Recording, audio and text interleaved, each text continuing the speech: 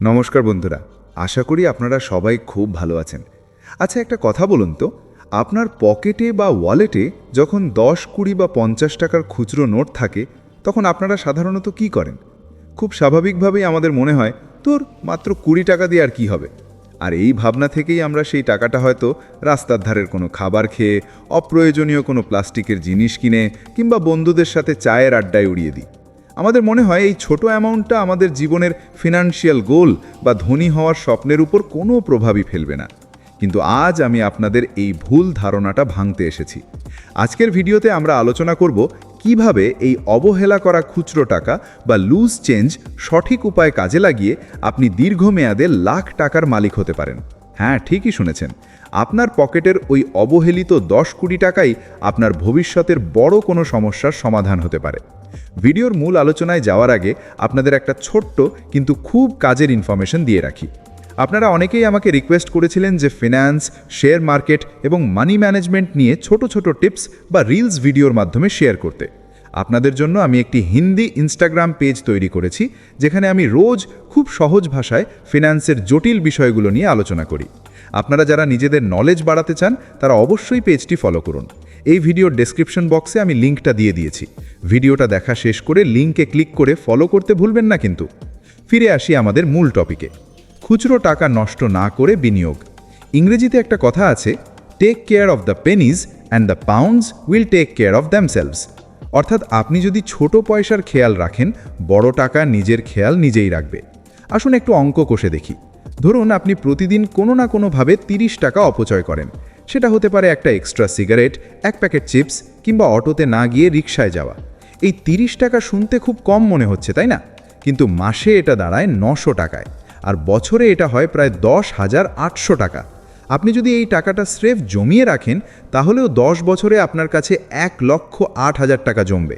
কিন্তু আমরা তো শুধু জমানোর কথা বলছি না, আমরা বলছি বিনিয়োগ বা ইনভেস্টমেন্টের কথা। আমরা অনেকেই ভাবি বিনিয়োগ করতে গেলে বুঝি হাতে অনেক টাকার দরকার, হাজার হাজার টাকা না থাকলে মিউচুয়াল ফান্ড বা স্টকে ঢোকা যায় না। এই ধারণাটা একদম ভুল। আজকের দিনে দাঁড়িয়ে আপনি মাত্র 100 টাকা দিয়েও বিনিয়োগ শুরু করতে পারেন। এখন প্রশ্ন হলো, এই খুচরো টাকা বিনিয়োগ করবেন কোথায় এবং কিভাবে? সবার আগে আসি ডিজিটাল গোল্ড বা ডিজিটাল সোনার কথায়। আপনারা হয়তো জানেন, এখন বিভিন্ন পেমেন্ট অ্যাপ বা ইনভেস্টমেন্ট অ্যাপের মাধ্যমে মাত্র 1 টাকা বা 10 টাকা দিয়েও সোনা কেনা যায়। ভাবুন তো, আপনি বাজার করে ফিরলেন, পকেটে 15 টাকা খুচরো বেঁচে গেল। আপনি সেটা খরচ না করে অ্যাপ খুলে 15 টাকার সোনা কিনে রাখলেন।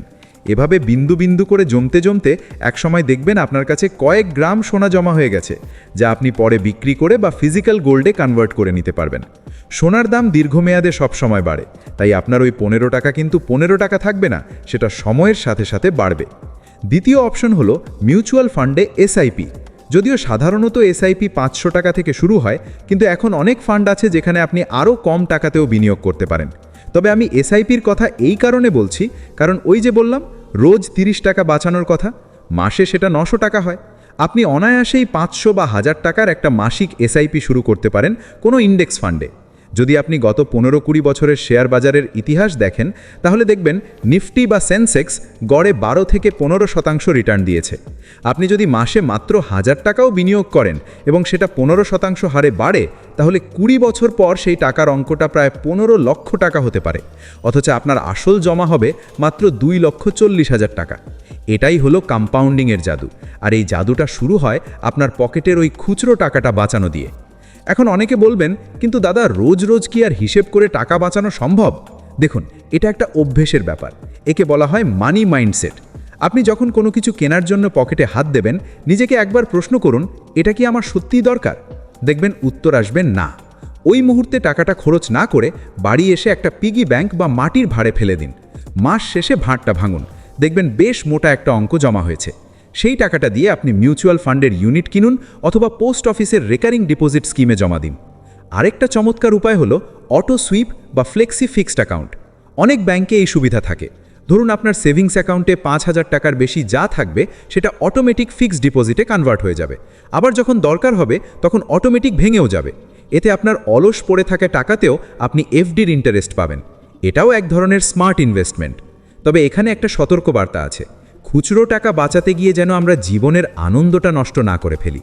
আমি বলছি না যে আপনি কৃপণ হয়ে যান, আমি বলছি অপচয় বন্ধ করার কথা। যে চাটা আপনি বাড়িতে খেয়ে বেরোতে পারতেন, সেটা বাইরে 10 টাকা দিয়ে খাওয়ার মানে হয় না। যে দূরত্বটা 10 মিনিট হাঁটলে যাওয়া যায়, সেটার জন্য 20 টাকা রিক্সা ভাড়া দেওয়ার মানে হয় না। এই ছোট ছোট স্যাক্রিফাইসগুলোই ভবিষ্যতে আপনাকে বড় ফিনান্সিয়াল ফ্রিডম দেবে। একটা খুব ইন্টারেস্টিং কনসেপ্ট আছে, যাকে বলা হয় ইম্পালস বাইং বা ঝোঁকের বশে কেনাকাটা। শপিং মলে বা সুপারমার্কেটে বিলিং কাউন্টারের পাশে চকলেট, চুইংগাম বা ছোট ছোট ম্যাগাজিন রাখা থাকে। কেন জানেন? কারণ কোম্পানিরা জানে বিল দেওয়ার সময় আপনার কাছে কিছু খুচরো টাকা থাকবে, অথবা আপনি ভাববেন আর মাত্র 20 টাকাই তো। এটাকে আটকান, ওই টাকাটাই আপনার ইনভেস্টমেন্ট ক্যাপিটাল। আপনাদের একটা রিয়েল লাইফ উদাহরণ দিই। আমার এক বন্ধু, নাম ধরুন অনিমেষ, ও ঠিক করেছিল যে ও কোনোদিন 10 টাকার কয়েন খরচ করবে না। যখনই ওর হাতে কোনো 10 টাকার কয়েন আসতো, ও সেটা একটা জারে ফেলে দিত। বিশ্বাস করবেন না, 3 বছর পর ও যখন জারটা খোলে, তখন সেখানে প্রায় 35,000 টাকা ছিল। ও সেই টাকাটা দিয়ে একটা ল্যাপটপ কিনেছিল নিজের ফ্রিল্যান্সিং কাজের জন্য।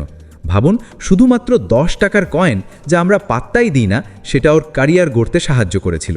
আপনিও এটা করতে পারেন, তবে আমি বলবো ল্যাপটপ না কিনে ওই টাকাটা যদি ও কোনো ব্লু চিপ ফান্ডে ইনভেস্ট করত, তাহলে সেটা আরও বাড়ত। এখন অনেকে প্রশ্ন করতে পারেন যে বিনিয়োগ তো করব, কিন্তু মুদ্রাস্ফীতি বা ইনফ্লেশনের কি হবে? খুব ভালো প্রশ্ন। আপনি যদি টাকাটা মাটির ভাঁড়ে জমিয়ে রাখেন, তাহলে কিন্তু টাকার ভ্যালু কমবে, কারণ জিনিসের দাম বাড়ছে।